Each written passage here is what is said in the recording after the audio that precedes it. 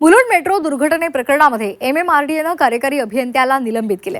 त्याचबरोबर उच्चस्तरीय चौकशी समिती सुद्धा स्थापन केलेली आहे।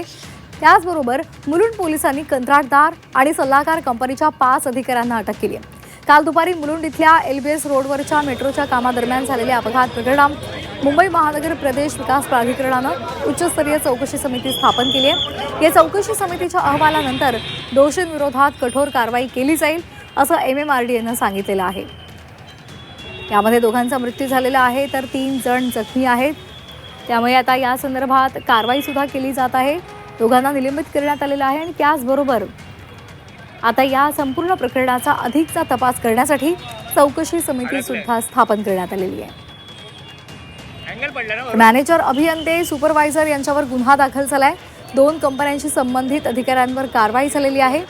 मिलन इन्फ्रा कंत्राटदारावर 5 कोटींचा दंड सुद्धा ठोठावण्यात आलेला आहे। दरम्यान मुख्यमंत्र्यांनी या संपूर्ण प्रकरणाच्या सखोल चौकशीसाठी समिती सुद्धा स्थापन केली आहे। या संदर्भात आणखी एक ब्रेकिंग बातमी आहे। मुलुंड दुर्घटनेमध्ये रामधन यादव यांचा मृत्यू झालाय। नातीच्या लग्नाच्या दिवशी मृत्यूने त्यांना गाठलेला आहे। रामधन यांच्या रिक्षावर स्लॅब कोसळला।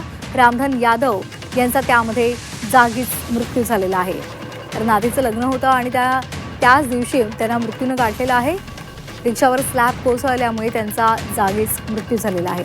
मुलुंडच्या दुर्घटनेमध्ये रामधन यादव यांचा मृत्यू झाला आहे।